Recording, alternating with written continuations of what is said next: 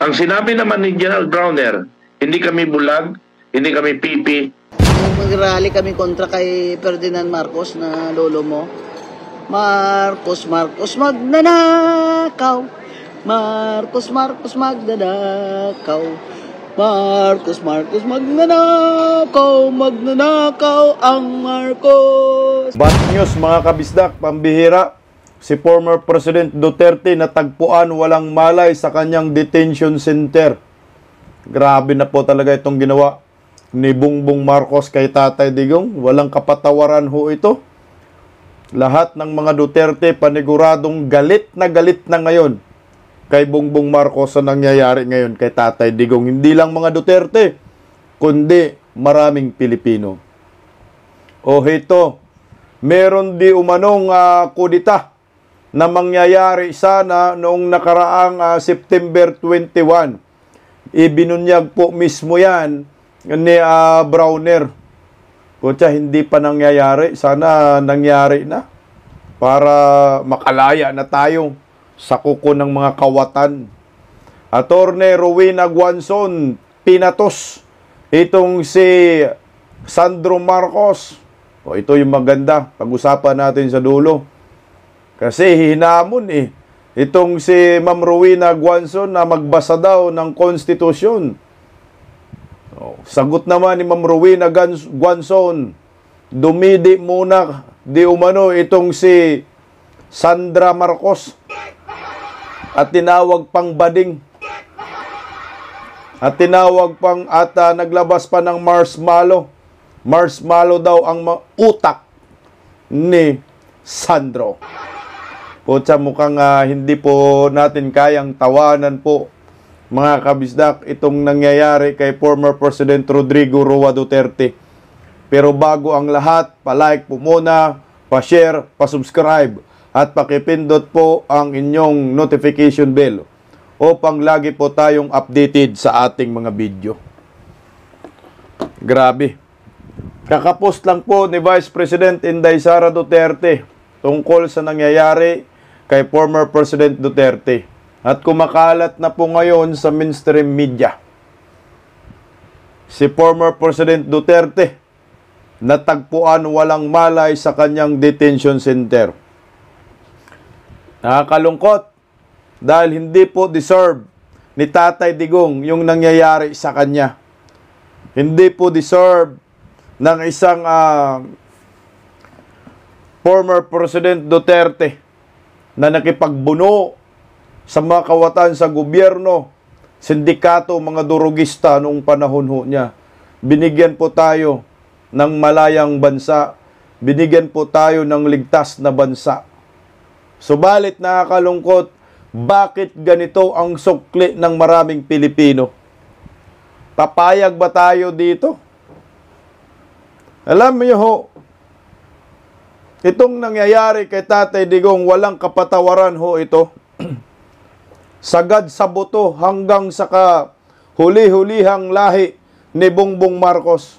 Hindi po ito mapapatawad ng maraming Pilipino, lalo na po ng mga taga-Davao at ng mga Duterte diehard supporters.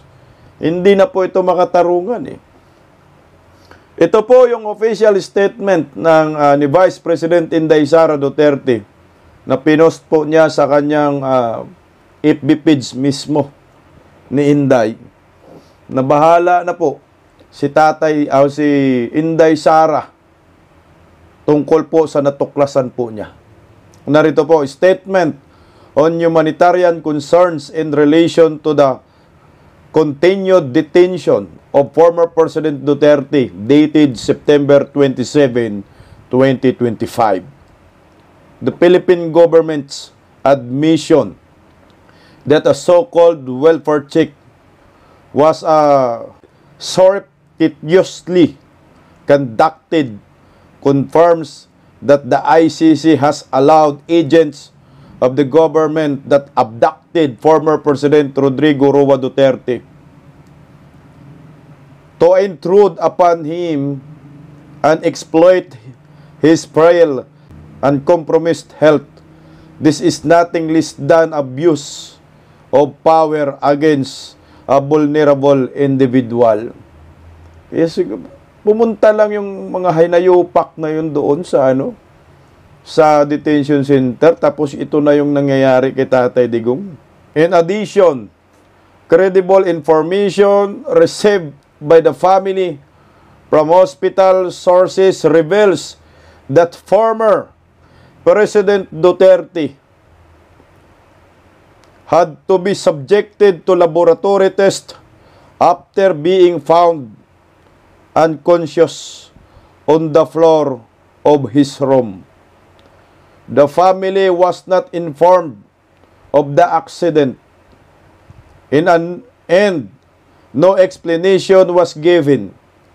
These alarming developments raise grave concerns about the capacity of the ICC to guarantee the security and safety of former President Rodrigo Roa Duterte.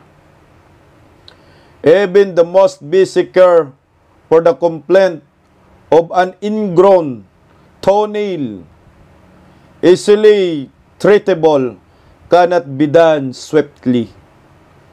The ICC has persistently ignored the clear need for a 24-hour bedside caregiver. The continued detention of former President Duterte under such troubling conditions is not only unjust but inhuman. It amounts to punishment without having been convicted of any crime.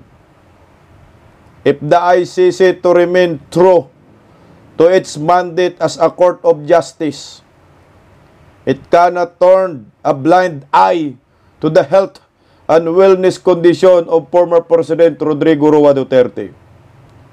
To deprive an elderly man, abducted, denied his rights under Philippine law, and subjected to surveillance disguised as welfare checks of basic dignity and proper care is not justice. This is cruelty. Former President Rodrigo Roa Duterte is not a flight risk, has never threatened witness or complainants, and has no intent to assume the office of mayor. There is no other reason for his continued detention except to make his suffer for the complaint of disgraced former senator. The ICC should act now to rectify this gross injustice and ensure that former President Rodrigo Roa Duterte is afforded the proper care and ultimately the humanitarian considerations he rightfully deserves. Thank you, Vice President Inday Sara Duterte. Putsa no? Demonyo ba yung namumuno dyan sa International Criminal Court? Bakit ganyan? Kala ko ba International Criminal Court, International Humanitarian Organization?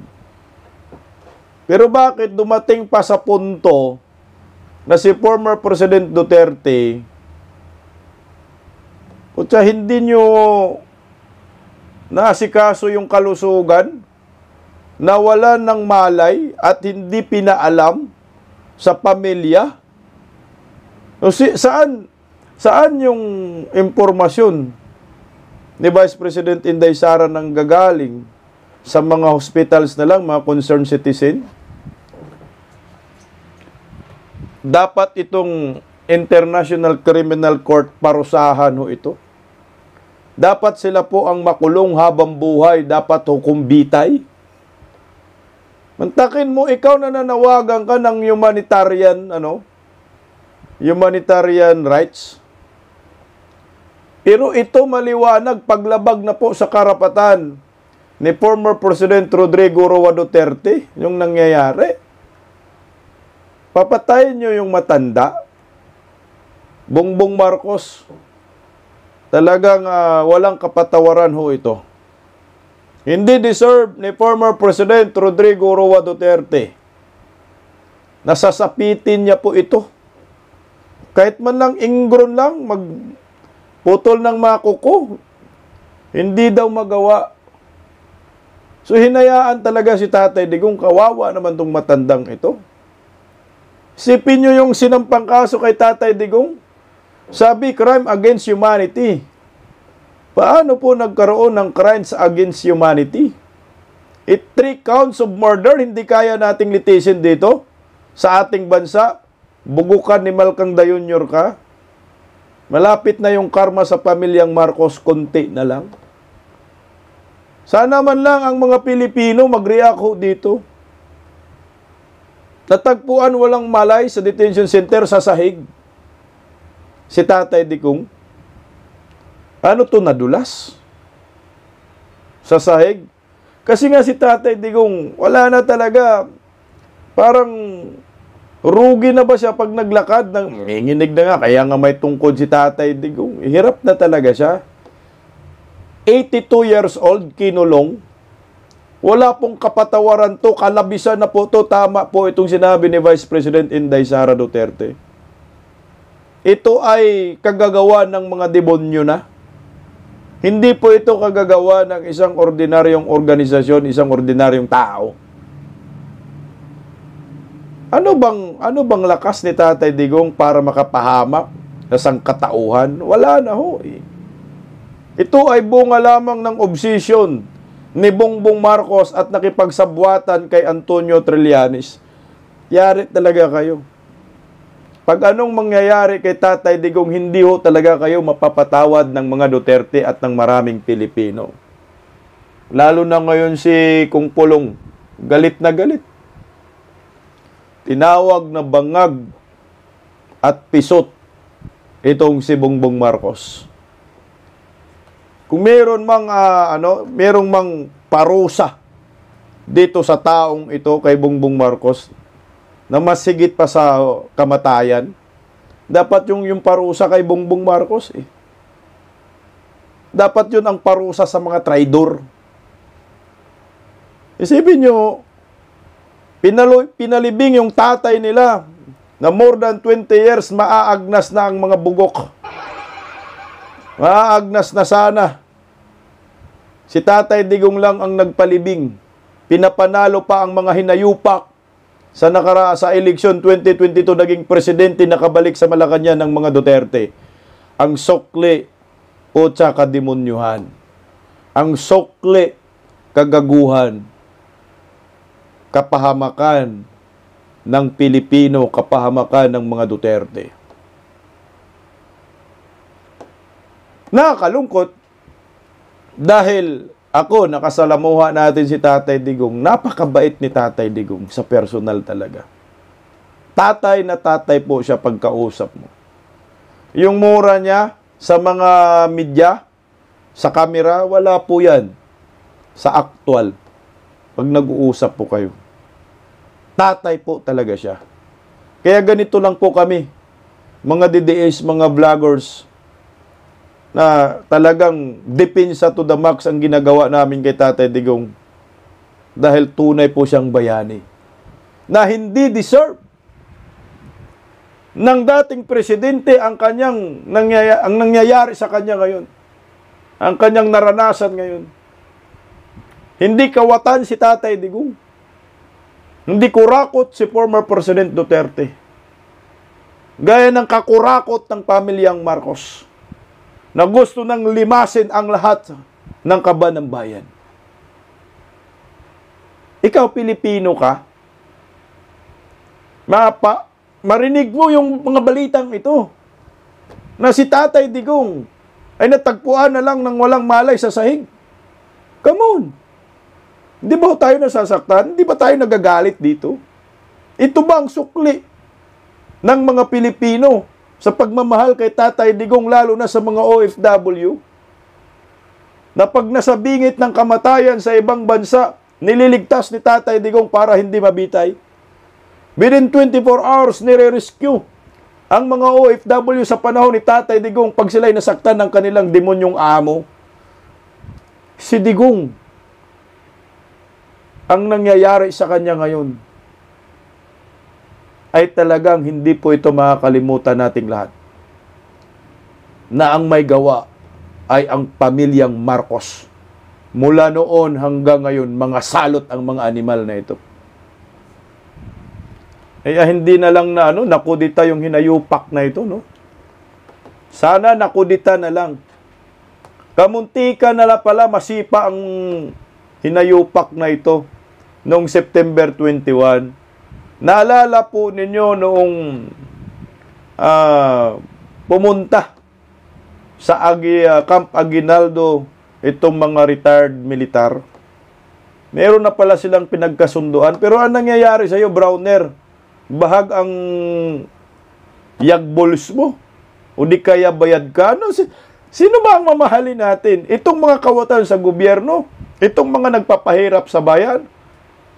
O ang mga Pilipino? O ito, panoorin po natin yung balitang ito, partner. Kamuntika na eh. Sana tinuluyan na lang ito. Sobrang kawatan. O ito. Mismong si AFP Chief of Staff Romeo Browner nagsabing nasubok ang katapatan ng mga sundalo sa gitna ng mga protesta kontra korupsyon. Live mula sa Quezon City, nangunguna sa balita si Brian Castillo. Brian, ibig bang sabihin nito talagang muntik nang magkudeta?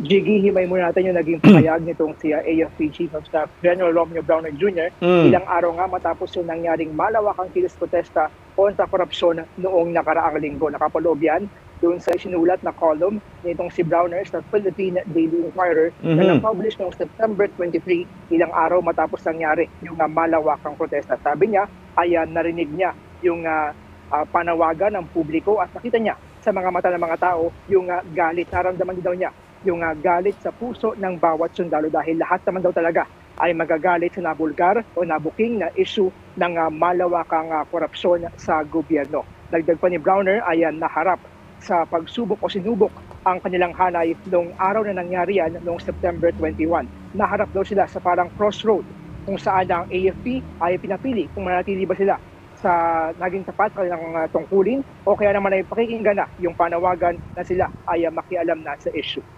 Pucha, anong tapat sa tungkulin? Ano ba ang tungkulin ninyo? Browner, tungkulin ninyo, protektahan yung mga kurakot sa Malacanang? Tungkulin ninyo, protektahan yung mga kawatan? Ang tanga naman ninyo kung ganun. Ang tungkulin ninyo ay protektahan ang mga Pilipino. Protektahan ang mga Pilipinas laban sa mga kawatang mga politiko na nandyan ngayon sa Malacanang. Mga mapang-abuso. Ano bang tungkulin ninyo? Linawin nga ho natin. Browner. Putang na, pangalan pa lang, aso na, Brownie. Guys, kayong mga militar, gumising na kayo. Bulag pa rin ba kayo o tangahan lang? O baka naman bayad kayong mga hinayupak kayo sa nangyayari sa ating bansa? Sabi nyo, galit kayo sa nangyayari sa korupsyon sa ating bansa. Kung galit kayo, anong gagawin natin? Bantayan nyo yung mga kurakot? Kayo yung maggwardya sa mga kawatan? Pucha, hindi ganun. You need to serve and protect the interest of the Filipino people. Ano bang interest ng sambayanang Pilipino? Interest po natin mapalayas ang mga kurakot sa gobyerno. Puta, wala kayong sinabi sa mga sundalo sa Nepal at Indonesia. Mahal nila ang bayan. Pero kayo, sino yung minahal ninyo? Minahal ninyo mga kawatan, mga uplok kayo. Tuloy oh. Jiggy. At Brian, may info ba si General Browner kung saan galing ang panawagan na makialam ng militar sa issue ng korupsyon? Jiggy, sa column ni Browner, sinabi niya na itong panawagan na makialam ng militar ay galing pa mismo doon sa mga retiradong opisyal ng AFP. Sila yung talagang nagkukumbinse sa hanay ng militar na tumiwalag na sa gobyerno at mag-aklas. Pero sa kabila daw niyan ay hindi nagpadala sa emosyon ang mga sundalo at nanatiling disiplinado at profesional. Tunay dyan na walang ni isang sundalo yung humawak ng kanyang armas at nag-aklas. Jiggy. Bago nito, mga sundalo dito, mga pisot. Mas matapang pa ang mga retired army. Talagang totoo yung di ba sinabi ni Romeo Pukis na magparami daw. Pag dumami na daw, kaya ang mga militar ay babaliktad. Di ba sinabi ni Romeo Pukis? Sa sobrang dami ng tao. Nasaan kayong mga militar? Tabla rin kayo, wala kayong mga bayag eh. Mas mga matatapang pa yung mga political vloggers, hindi lang sa kamera, pati sa actual nandoon eh. Kayo may mga armas kayo. Kayo may pinanumpaan kayong salaysay, binayaran kayo ng taong bayan. Hirap na ang taong bayan. Pero kayo, nandyan pa rin kayo. Relax pa rin kayo. Come on. Ilabas nyo yung mga itlog ninyo. Ilabas nyo yung mga bayag ninyo. May mga bayag ba kayo? Puta, tinalo pa kayo ng mga bata na putya, yung sa Mindula. Grabe. Batuhan to the max. Kaso nga lang, sobra naman yun, binato yung mga kapulisan. Ang punto ko rin yung tapang ba? Mahalin natin ang bayan, makipaglaban po tayo sa mga kurakot. Kasi hindi man ho po pwede na itolerate natin itong mga kawatan sa gobyerno. Sabi mo, nasubok. Nasubok yung katapatan ng mga militar. Saan kayo tapat? Paano nasubok? Tapat sa mga kawatan? Tapat sa mga kurakot? Puta, nasubok din namin ngayon. Nasubukan din namin na kayo ay hindi ninyo mahal ang bayan. Hindi nyo mahal ang mga Pilipino. Dahil pumapayag kayong ginahasa lang ang taong bayan.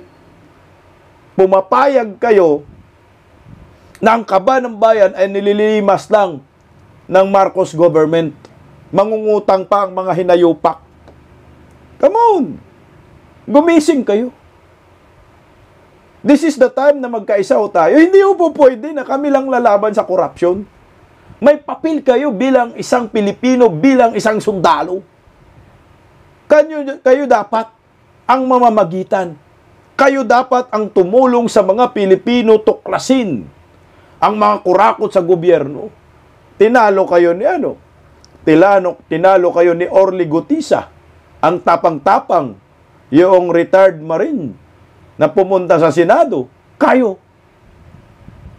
Ibig sabihin nito, mas matapang pa pala yung mga retired army. Totoo pala yung kinukumbinsi talaga nila itong si Browner. May sulat eh. Tuloy Yung parang isang araw bago yung mga kilos protesta, may picture pa si Pangulong Bongbong Marcos kasama yung mga retired general. Dito sa nabanggit mo na column, ay nabanggit ba ni Browner si Pangulong Marcos? Tama ka dyan na bago yung nangyaring kilos protesta ay nagka-meeting nga itong ang AFP officials kay Pangulong Bongbong Marcos. Pero sa column ni Browner ay hindi nabanggit itong si Pangulong Bongbong Marcos. At kapansin-pansin na medyo dumistansya siya pagdating sa usapin ng politika. Ang sinabi lang niya ay ang loyalty ng AFP ay nasa Constitution, sa Republika at sa sambayan ng Pilipino at hindi kailanman sa kahit anumang paksyon sa politika. Sige. At may ang bubo mo, Browner. Putsa, ang loyalty sa mga Pilipino, ang loyalty sa bansa, hindi paksyon sa politika. Putsa, ang bansa natin ginahasa na ng mga kurakot sa gobyerno. Kung ang loyalty mo sa Pilipino, puta, umaksyon ka. Kung ang loyalty mo sa bansa natin, sa konstitusyon, umaksyon ka. Legal pala ang pangungurakot, legal pala ang pagnanakaw ng mga opisyal ng gobyerno. Ba't ka hindi umaksyon? Saan ka loyal? Ito yung mahirap dyan. reaksyon na ba ang Administrasyong Marcos sa balitang kudeta o destabilisasyon? Jiggy, maring pinabulaanan niya ng Department of National Defense. Wala raw kudeta o anumang uri ng destabilisasyon. Nais lang daw nitong lituhin yung publiko, magkalat ng kasinungalingan at syempre magdulot ng pagkakawatak-watak sa mga Pilipino. Pati ang AFP pinabulaanan din yung alleged connivance sa Manila with the Central Intelligence Agency ng Amerika, yung CIA at sa DND para nga patalsikin ang administrasyon.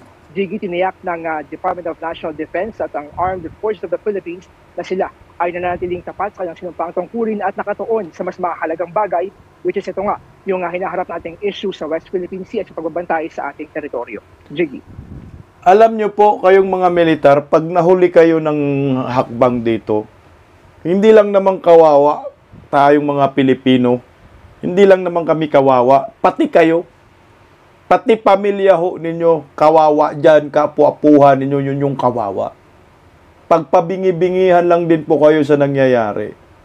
Wala. Kawawa ang Pilipinas. So mga retired, may rin din mga retired militar, gusto singiwim, ang tanga naman ng iba na yun. Diyos ko.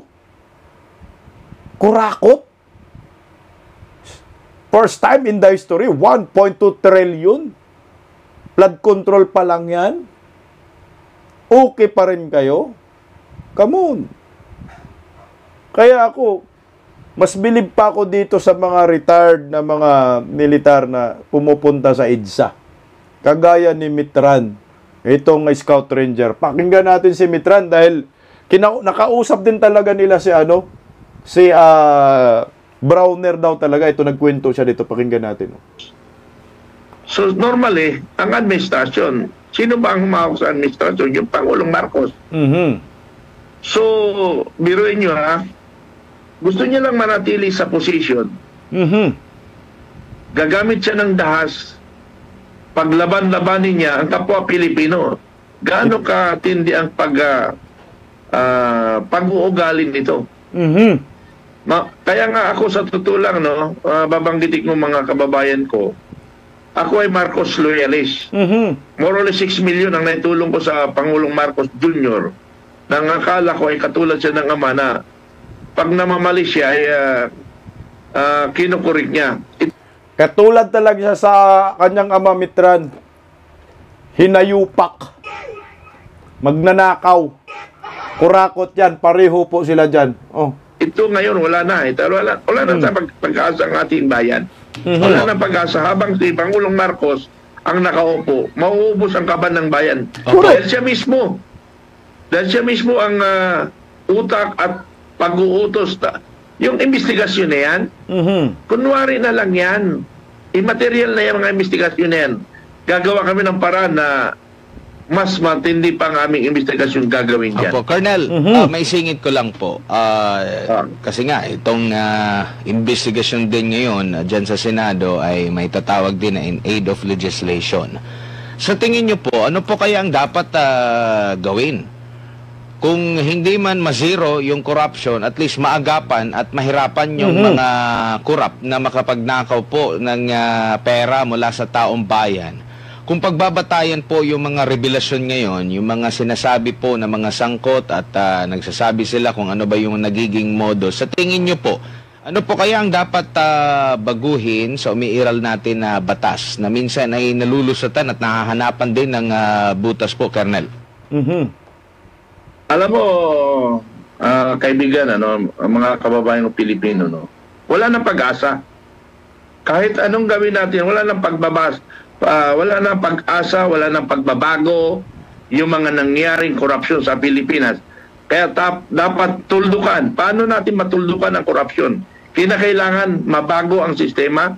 Paano natin mabago ang sistema? Palitan ang mga nasa gobyerno ngayon. Correct. Paano mangyari yon? Taong bayan. Taong bayan ang kikilos. Taong bayan ang makapangyarihan kaysa sa mga nasa gobyerno ngayon. Ang problema nga lang natin, mismo tayo mga Pilipino rin, ay hindi nagkakaisa. Correct. Dapat nagkaisa tayo dahil alam naman natin, hindi tayo bulag, hindi tayo bingi, hindi tayo pipi. Dapat kumibo tayo, kumilos tayo, tumulong tayo. Nandito ang United People's Initiative na nais baguhin ang sistema. Sistema na kasi yan. Kahit anong galing, anong talino, anong tapang ngayon sa sistema na yun is nonsense. Nonsense talaga yan. Tama ka dyan, Cornel. Alam nyo kasi ang Pilipino, wala as in. Hindi mo maintindihan kung ano talaga ang sinisigaw. Labanan yung mga kurakot. Kagaya yung mga pinklawan, dilawan, komunista, labanan daw ang mga kurakot. Tapos, impeach Vice President Inday Sara. Sino bang kurakot? Si Bongbong, ang tanga ninyo. Kaya hindi tayo magkakaisa dahil itong mga hinayupak na ito, mga salot. Iba yung mga sinisigaw. Imbis BBM resign, impeach Inday Sara, ang tanga nga eh. Ito yung panggulo, yung mga pinklawan komunista.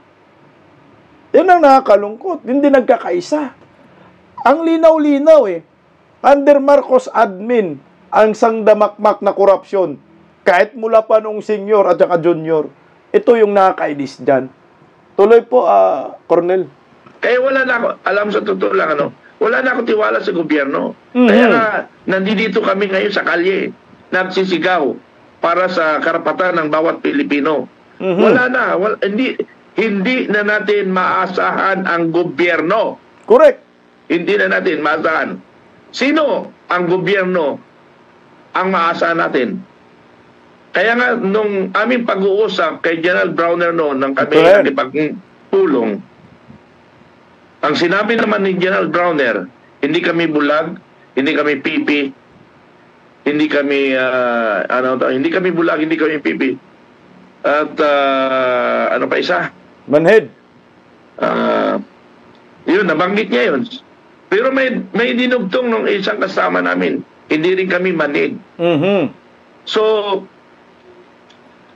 ang tanging pag-asa na lang talaga natin ngayon, because ang executive branch ay hindi na gumagana.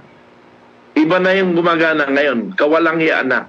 Now, sa legislative, lower and upper, anong maasahan natin sa kanila? Wala na. Correct. Wala na akong tiwala. Kaming Unity People's Initiative, wala na kaming tiwala. Even the Supreme Court, medyo hindi na stable. So, kinakailangan natin lumakad sa karsada at magsalita. Tama na, tapusin na ang mga nangyayari sa bansang. Yung investigasyon niyan, alam mo sir, sorry yung investigasyon na tanong mo sa akin, hindi ko na gustong sagutin yan Kasi magpapagod lang tayo, mag-aaksaya tayo ng oras, mag-aaksaya tayo ng pera, ang dulo niyan, wala nang pupuntahan. Wala na akong tiwala. Yun ang one word masalita ko, wala na akong tiwala. Tingnan mo ang dami nang nangyayari sa gobyernong Marcos na kababalaghan, ang Pilipino tangingot pa rin. Yung pagbibinta ng ginto, Maharlika investment scam. Tapos itong confidential funds ni Bongbong Marcos, bilyones. Yung travel niya abroad, walang nangyayari. PhilHealth funds. Ang dami nang nangyayari Former President Duterte, trinidor, pinadala sa ibang bansa, kinidnap. Tapos ngayon to korupsyon sa flood control. Tanga pa rin natin, hindi pa rin tayo nagkakaisa. Nandun pa rin yung utak bulinaw ng mga Pilipino. Itong mga komunista, mga dilawan, pinklawan, pulawan, ito yung pahirap sa bayan. Mga bugo kayo, mga bubunistang tanganista, tinutolerate din nyo itong ginawa ni Bongbong Marcos. Ang linaw-linaw ng panagutin, Romualdez, Saldico, Marcos, Aranita, yan si Baki. Tapos bigla kayong sisigaw, impeach Vice President Inday Sara. Ang tanga. Diyos ko. Kaya, kasabi ninyo magkakaisa, malabong-malabo ho talaga. Titiisin natin ang buhay na ganito. Tapos ang problema dyan, kung hindi na po bababa sa pwesto itong animal na bangag na ito, pinapahirapan si Tatay Digong, anong gagawin natin? Payag lang tayo. Ang dami na pong problema. Alam nyo ho, kung walang magagawa kayong mga militar sa nangyayari ngayon, baka mga kapatid natin ang mga Muslim ang gagawa ng hakbang para masupi lahat ng mga kurakot sa gobyerno. May problema din si Bongbong Marcos sa mga dyan sa BARM. Meron palang tinanggal na isa sa mga pinuno ng BARM na hindi man lang sinabihan, ginawa ng issue. Itong si MILF chairman Alhad Murad Ibrahim. Mukhang ito, may pag-asa tayo sa mga ito.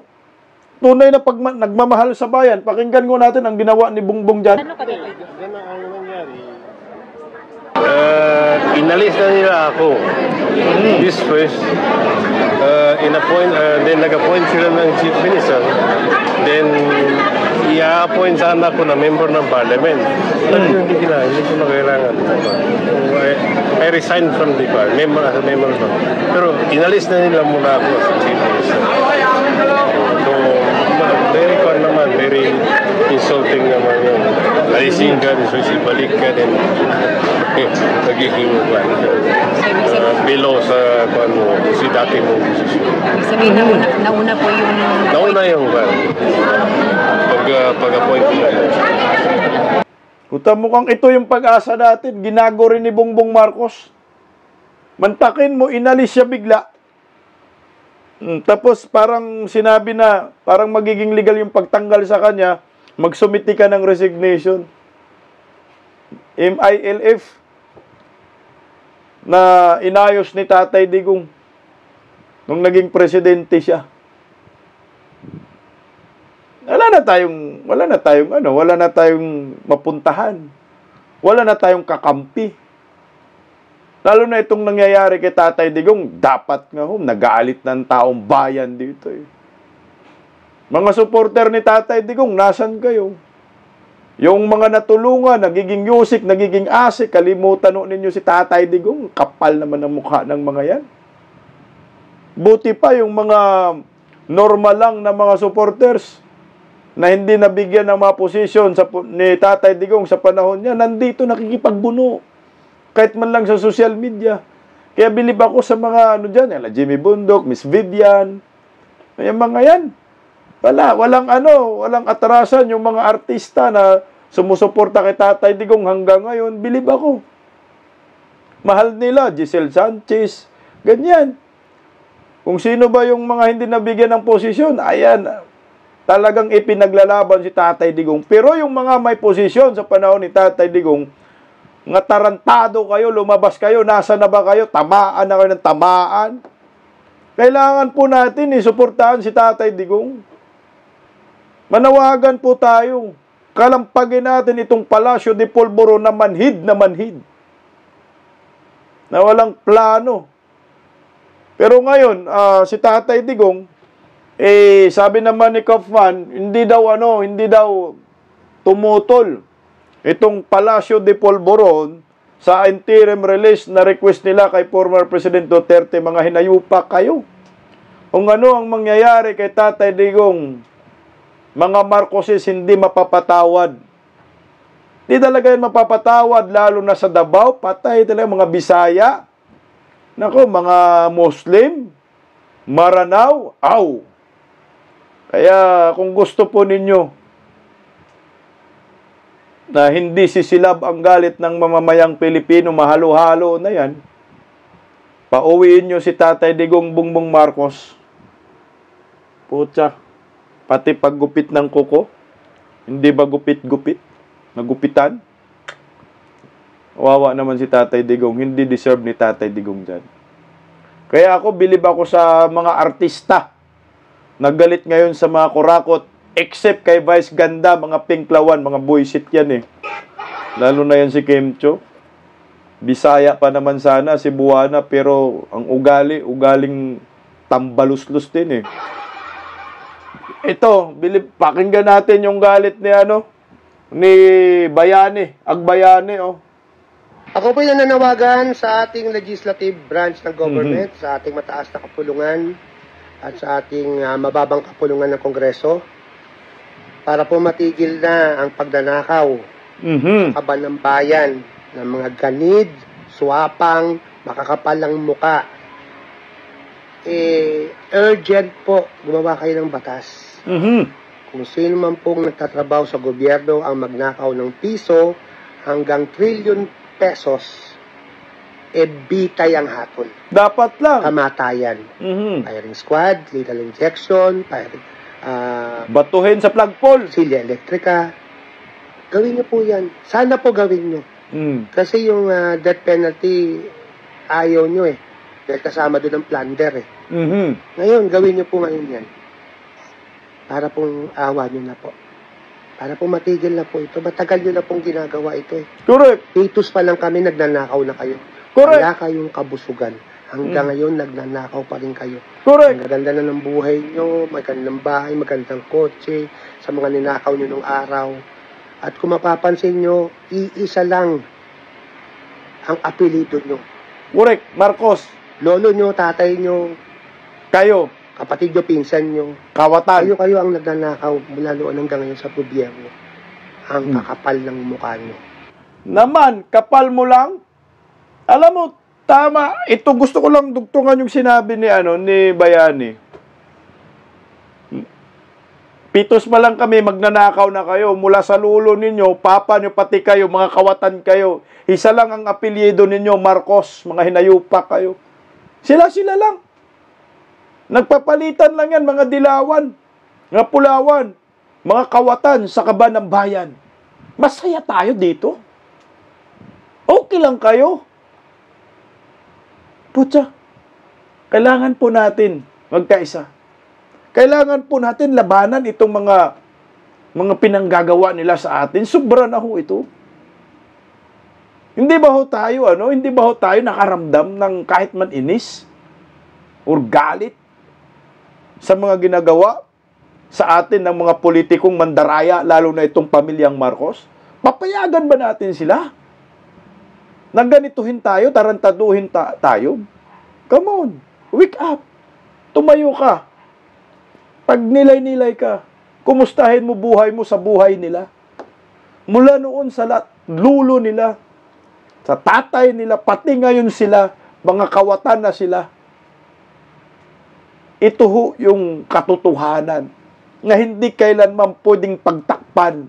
Napilit ngayon, tinatakpan ng mga dilawan, mga bubonistang tanganista kung gaano kasama si Bongbong Marcos, ang pamilyang Marcos.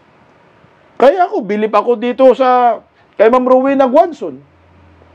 Kahit pinklawan yan, umamin siya, hindi siya didiis. Hindi naman talaga didiis yan.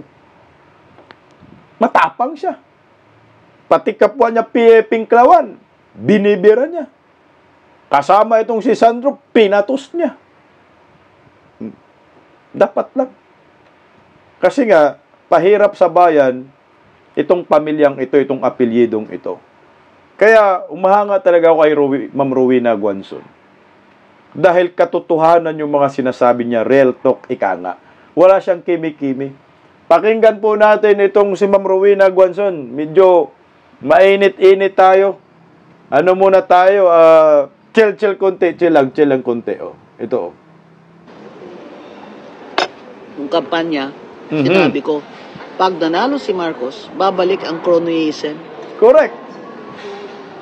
Pero grabe palang klaseng cronyism ito. Dahil sa pinsan niya ang speaker.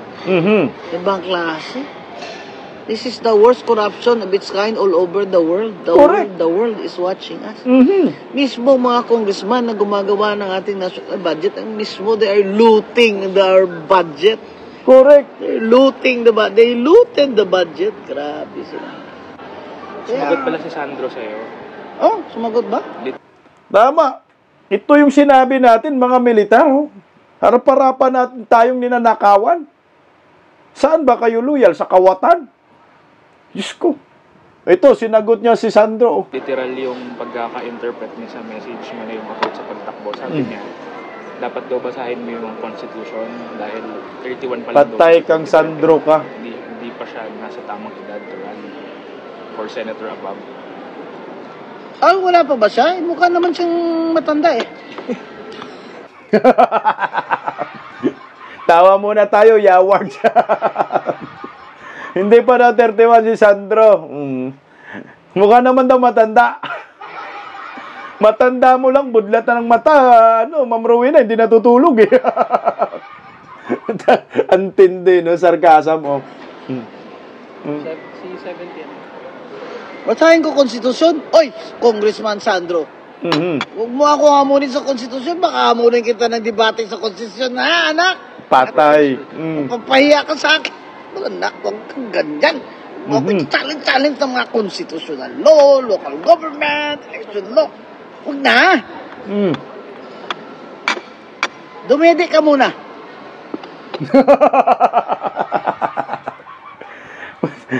Kanina, galit na galit tayo. Ngayon, dumidi ka muna. Dumidi ka muna, Sandro. Unsa, maghahamon ka sa isang abogada, no?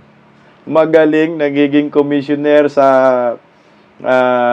Committee, Commission on Audit, nagiging mayor.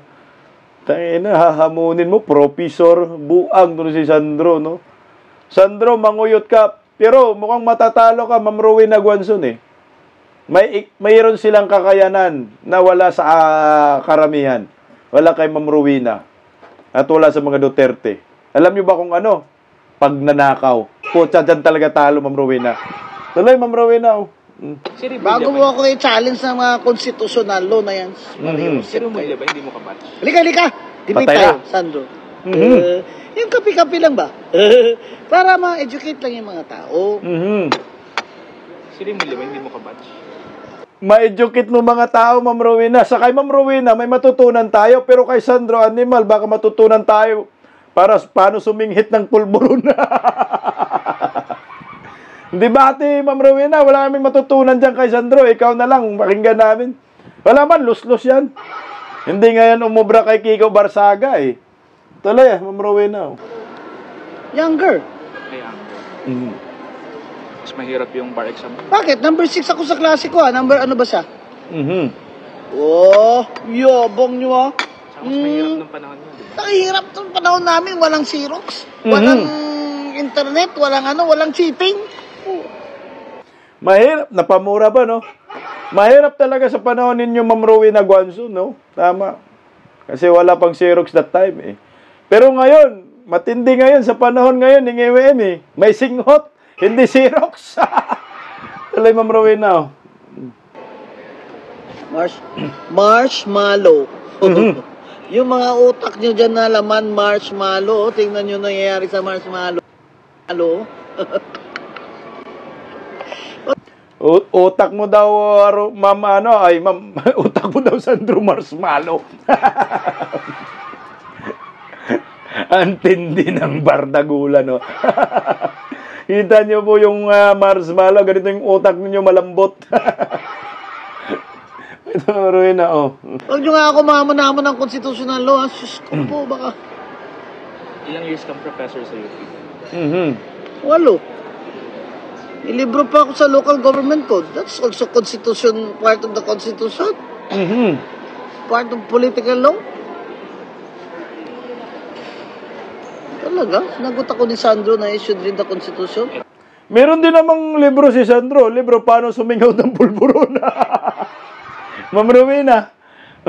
Matindi kayo. Follower si Sandro. Mga zombie. Ito lang, oh. May malay ko ba kung ilang taong ka? Mukha ka naman matanda. Ano yung mga... Boom! Malay daw ni Ma'am Rowena, ilang taon, mukha naman siya matanda. Matanda mo lang, sobrang tanda. Singot pa more. Tuloy, Ma'am Rowena. Power trip ng mga tao, nakakatanda yan, eh. Correct. Tingnan nyo, Mama Bing, oh. Beauty, di ba? 68 years old lang. Oh. Baka ako, di pa ako qualified, eh, kasi... Yung mga ano nyo, pag nanakaw nyo, nakakatanda rin yan. Ito, may nag-reply. Sandro, yung pagnanakaw, nakakantanda, mga hinayupa kayo. Nakakatanda mo lang, kasi may pang-unli singhot, kaya tatanda talaga. O, tali Ma'am Rowena, o. Mga, it means hindi lang ikaw, you should be thirsty very well. Ito kasi yung sabi mo. Sabi mo, mark my words, walang boboto sa Marcos sa 2028. Kawawa ka, Sandro. O, anong problema doon? Ang sagot niya, alam niya po ba kung anong edad ko? I'm 31, so in 2028, I'm not qualified to run for Senate, VP, and President. Bakit? Sinabi ko ba sa... As senator. Akala ko ba nag-graduate ka saan ka nag-graduate? Sa Australia? London School. London School daw yun. Australia yun nag-graduate, ah. London School daw, Ma'am Rowena. Bachelor of Science in Polvoron. Major in Singhot. Ganong katindi si Sandro Corso, Ma'am Rowena. Mukhang matatalo si Ma'am Rowena dito. Oh. Tapos sabi niya, I'm young, Baka sa London Bridge. I'm young. May suggestion for Nasa London Bridge. Tulay ng mga dilawan doon sa Zamboanga kay Manix. London Bridge of falling down. Nag-cutting the ribbon, bumagsak. Bumagsak ang mga buhaya, awards. Hello. her is to better read the Constitution first before she speaks. Patay. I'll read the Constitution first before I speak. Halika, Sandro, debate tayo. Halika na, sige na. Bading ka. Kung ayaw mo. Bading ka. Bad trip. Ayan na, debate tayo. Sandro, bading ka kung ayaw mo. Kaya sabihin, basahin niyo ang Constitution, Ma'am Rowena, no? Nakamino sa Bisaya. Oh, ayan, oh. Halika na. Chance mo na to. No, pakita sa lahat na itong si Commissioner Attorney Rowena Guanzon ay ampaw. Hindi talaga magaling yang taga-UP na yan at Harvard. Magaling kami na mga nag-graduate sa Australia at sa London School ba yun? Nakita mo sinugod siya ni Kiko. Talaga. Halika na, Sandro. Nakita mo yung ginawa ni Kiko? Tapang-tapang mo naman akla pag wala ako dito. Tapang-tapang mo akla. Huwag kang ganyan, Ma'am Rowena. Magaling magnakaw yan. Magaling suminghot yan. Nanak ko naman talaga naman. Hoy, akla. Tuloy, oh. Hindi ka pala marunong magbasa eh. Sinabi ko ba na ikaw ang kandidato sa 2028? Sinabi ko ikaw dynasty. Sana dapat dynasty ka. Kawawa ka, wala nang boboto sa'yo. 2028 pa lang, wala nang boboto sa Marcos. Correct, oo. Alam mo, real talk talaga yan. Wala naman talagang boboto sa mga Marcos. Kahit ngayong 2025 election, putsa, kumapit lang itong si Amy Marcos, binuto pa ng ibang mga DDS, buisit nga eh. Pero ako, hindi talaga ako bumoto. Nangampanya, huwag niyong iboto yung hinayupak mga Marcos. Mga walang kwenta. Ngayon, 2020, real talk, walang boboto dyan. Galit ng taong bayan eh. Basta ka nga ng mabuti, akla. Ginawa ni Kiko. Alam ko yan, nakita ko yan. Sinabi ko na sa inyo eh. Bakla Kakulitan dyan ni Kiko eh. Hindi niyo kaya. Bakla ba na talaga si Sandro? Sabi niya, bakla bading eh. Talay, Ma'am Rowena, oh. Kaya. Kaya nyo na yan, nyo na siya, hindi nyo siya kaya. Ano ang Sandro? Sige, pustahan tayo. Kay Kiko ako. Sige, debate kayo. Kay Kiko na lang, hindi na lang sa akin. Sige. Hindi na lang sa akin. Kay Kiko ka na lang makipag-debate. Pero ako ang coach. Ako ang coach. Hindi, naka-retire. Ang ama nyo. Ang tatapang nyo pag hindi nyo ako kaharap, lika, suntukan tayo. Dun sa plug pole ng yung sa oblation. Lika. Tanga mo daw, Sandro. Suntukan. Sa oblation dun sa yung walang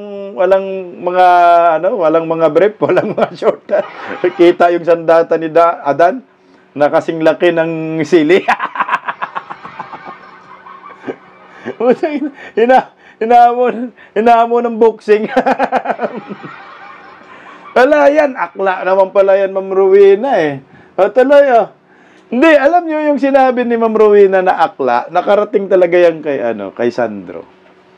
Kasi ngayon, may kumakalat sa mainstream media may syota daw si Sandro. May pinalabas sila umamin na si Sandro daw yung kanyang boyfriend.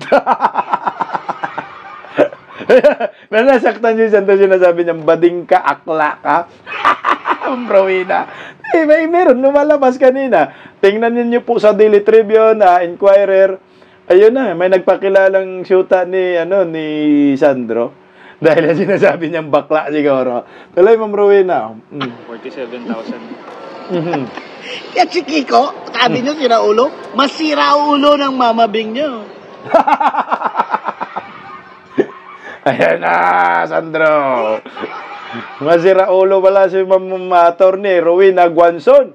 kaysa kay Kiko Barsaga. Hindi mubra kay Kiko eh. Ako, wag niyo ako hamun-hamunin na. At ako'y suicidal na ako. Ang buhay itong gobyernong ito. Kuta na. Patay ka talaga ng tao eh. Alam mo, mas okay pa to si Ma'am Rowena Guanzon kaysa mga kay Browner. Yung los-los kang Browner ka, wala kang bayag. Si Ma'am Rowena Guanzon, okay talaga, promise, no? Puta, makakapatay ka talaga. Ang gobyerno ngayon, talagang mabuboysit ka eh. Kung hindi ka marunong mag-control, baka ma-high blood ka pa at ikakamatay mo pa, animal talaga, no? Grabing gobyerno ngayon, Diyos ko. Sa Bisaya pa, puwera gaba. Hindi talaga eh. Harap-harapan tayong ginagago eh. Tuloy mo, Rowena, oh. Ako, huwag niyo ako hamun-hamunin. Galit na, oh. Galit na, oh. Maduwag kayo. Sandro, duwag ka na, oh. Okay, sarap ng buhay natin ngayon. Na-enjoy tayo. Mga duwag kayo. Tuloy, Ma'am Rowena. Ano? Tigring bangag. Hindi pa ba tayo dyan? Bira, Ma'am Rowena. Kalma lang, Mama Bem. Kalma. Kalma. Yung high blood mo, ang puso mo. Ang puso mo. Gusto ko na bumili ng parrot eh.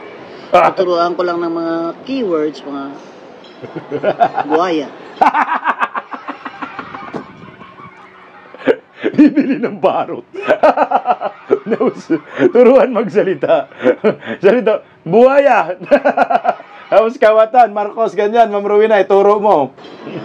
Buhaya. Pag may pumasok, may buhaya. Pag pumasok si Sandro, may buhaya. Itong balusos, may buhaya. Pag pumasok si Ngimim, bangag. Kaya ang turo mo mga keywords. Tapos turuan ko nung, narinig ko doon chant sa EDSA, loko mga bata yun. Dati chant namin yun kay Marcos eh. Martin, magnanakaw. Sabi naman. Kami yun, hindi naman mga pinklawan, Ma'am Rowena. Dati Ma'am Rowena, kami naman yun lang saan kumakanta ng ganyan, Ma'am Rowena eh. Martin, magnanakaw si Martin. Walang mga pinklawan sumakamanta, Ma'am Rowena eh. Ikaw lang yung pinklawan na gusto namin. Tsaka yung Marcos, magnanakaw si Marcos. Loyo. Kinakanta namin yun eh. Minjola, lagi ako doon. Alam mo ba yun, Sandro? Mag-rally kami kontra kay Ferdinand Marcos na lolo mo. Marcos magnanakaw. Marcos magnanakaw. Magnanakaw si Marcos. Aper. Hindi kasama sa investigation ng Ilocos. Oo nga. Ba't ba sinabi ni Manong Chavit na yun yung, alam niyo yung balita ko, ewan ko lang kung totoo. Walang kurap daw doon, Ma'am Rowena. May naglanding daw doon ng special flight. Wow. Dala daw daming maleta.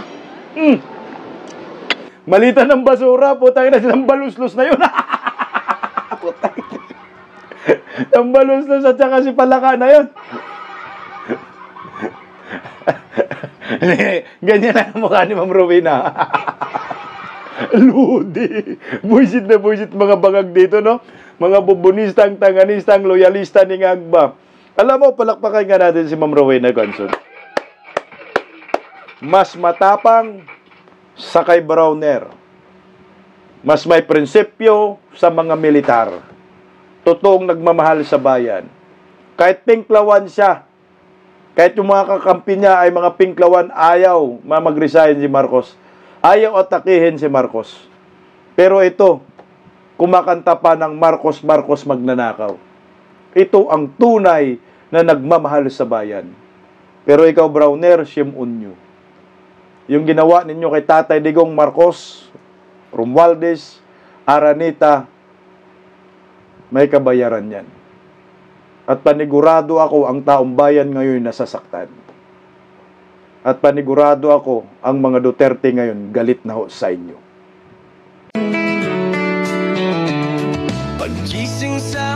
umaga, tanghali at gabi, nakikita ko ang post niya, ang hapdi. Paano nga ba to? Di ako makatanggi. Watch ko na lang at isipin ng mabuti. Bisdak Pilipinas. Bisdak, tinig ng katotohanan. Sa bawat vlog may laban sa kasinungalingan.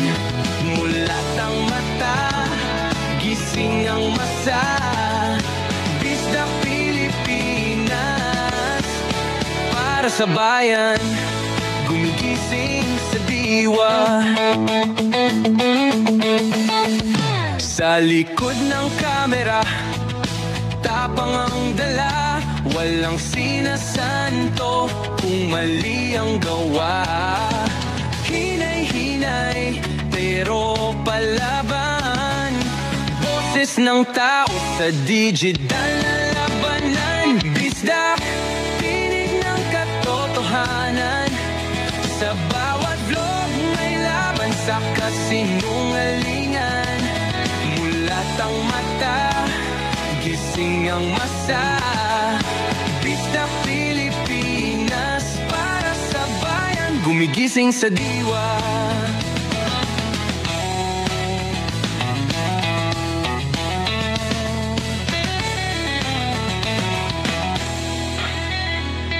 Hindi artista, hindi politiko, pero ang katotohanan, sigaw niya ay buo. Sa YouTube o Facebook man siya makita, may aral ka pa rin, may uwi sa bawat salita. Bisdak, gising sa katotohanan. Di lang kwento, kundi panawagan. Sa bawat Pilipinong naghahanap ng liwanag. Bisdak Pilipinas, kasama sa pagbangon ng bayan. Bisdak Pilipinas, boses ng masa, gising ang diwa. Sa vlog mo may pag-asa.